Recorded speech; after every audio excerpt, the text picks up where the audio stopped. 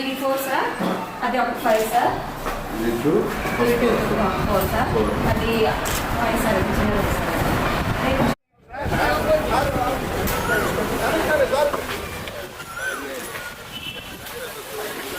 అండి నిన్న ఇవాళ ఈ 2 రోజులు అటు విద్యాశాఖకు సంబంధించి అటు అధికారులు డిఈఓ ఎంఈలతోనూ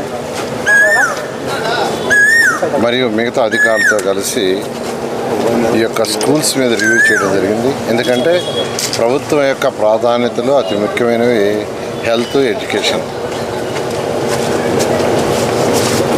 సంక్షేమాలు చేసే దాంట్లో ఈ 2 అతి ముఖ్యమైనవి. ఏదైతే ఒక మున్సిపల్ శాఖ చేయాల్సిన సాలిడ్ వేస్ట్ కావచ్చు, లిక్విడ్ వేస్ట్ కావచ్చు, లేదా స్టామ్ వాటర్ డ్రైన్ కావచ్చు, రోడ్లు కావచ్చు, లైట్లు కావచ్చు, పార్కులు కావచ్చు, వీటితో పాటు హెల్త్ అండ్ ఎడ్యుకేషన్ చేయాల్సిన బాధ్యత ప్రభుత్వానికి.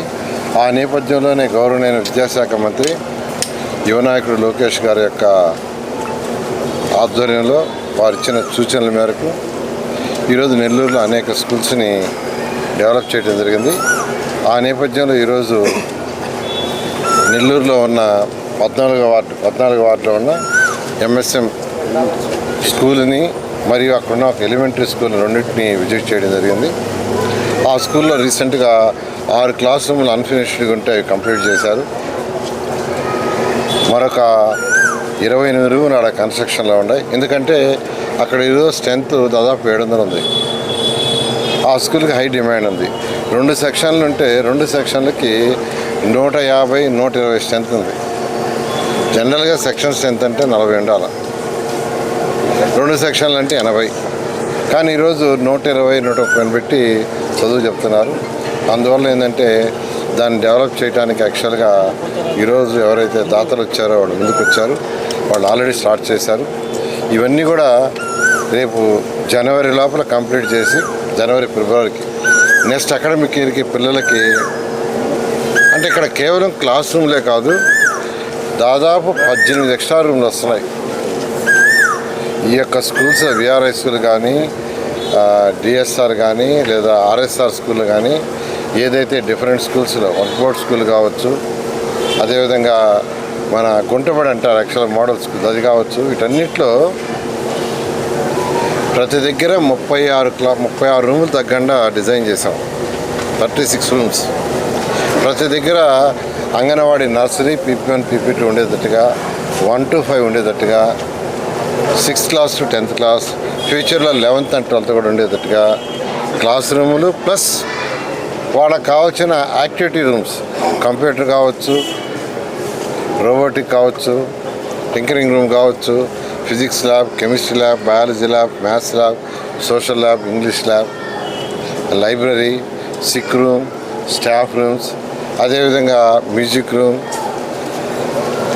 అదేవిధంగా పిల్లలు అదర్ యాక్టివిటీ రూమ్స్, ఇవన్నీ రూములు దాదాపు 18 వచ్చేటట్టుగా ఒక ఇంటర్నేషనల్ స్టాండర్డ్లో ఏదైతే విఆర్ఐ స్కూల్ డెవలప్ చేసారో అదే ప్యాటర్న్లో దానికి యాక్చువల్గా ఆల్రెడీ వర్క్ స్టార్ట్ చేశారు. వీలైనంత వరకు జనవరి, ఫిబ్రవరి కంప్లీట్ చేసి నెక్స్ట్ అకాడమిక్ ఇయర్కి ఫుల్ ఫ్లెడ్జ్డ్గా స్కూల్ వచ్చేటట్టుగా దాదాపు 1000 మంది విద్యార్థులు చదవటానికి మంచి ఫెసిలిటీస్ చేస్తాం. ఈ విధంగా ఈరోజు నెల్లూరులో అనేక స్కూల్స్ ఇలా చేస్తుంటే విఆర్ హై స్కూల్ బ్రహ్మాండంగా చేస్తే దాన్ని కూడా వచ్చేసి కామెంట్ చేశారు. అంటే ప్రతిపక్షం లేకపోయినా ఎవరైతే అక్కడ ఎలక్టెడ్ బాడీ మెంబర్స్ ఉన్నా ఎవరన్నా ఉన్నా అధికారంలో లేని వాళ్ళని వచ్చి చూడొచ్చు, కానీ బాగుండే దాన్ని కూడా కామెంట్ చేస్తే ప్రజలు సహించరు. విఆర్ హై స్కూల్ లాంటి హై స్కూల్ 1000 మంది కావాలంటే 1000 మంది కెపాసిటీ ఉంటే 2000 అడ్మిషన్లు వచ్చినాయి. ప్రజలు అమాయకుల 1000 మంది కావాల్సింటే 2 అంతకుముందు 0, గత ప్రభుత్వం 0 స్కూల్ లేదు. లేని స్కూల్కి వచ్చినాయంటే అక్కడ బాగా చేయబట్టే దాన్ని కూడా వచ్చి కామెంట్ చేశారు. కాబట్టి ఇప్పటికైనా ఏదైతే మేము స్కూల్స్ డెవలప్ చేస్తున్నామో అవి చూడండి, తప్పేం లేదు. మీరు చూడండి, ఏదైనా సలహాలు ఇవ్వాలంటే ఇవ్వండి, తీసుకుంటాం. కానీ అన్నెసరిగా కామెంట్ చేస్తే ప్రజల దృష్టిలో మీరు బ్యాడ్ అవుతారు. మాట్లాడకుండా ఉంటే కనీసం న్యూట్రల్గా ఉంటారు. మీరు ఏదో మాట్లాడాలి, నేను కూడా ఒక నాయకుడిని, నేను కూడా మాట్లాడాలా, మాట్లాడుకుంటే నా లైవ్ ఉండదు అనుకుంటే లైవ్లో ఉండాలనుకొని అంటే దాని మీద మాట్లాడితే బ్యాడ్ అవుతారు, నిజంగా బ్యాడ్ అవుతారు. నేను చెప్తున్నాను కదా, విఆర్ హై స్కూల్ ఎవరు ఊహించలా, నేను కూడా ఊహించాలా, నేను చెప్తున్నా.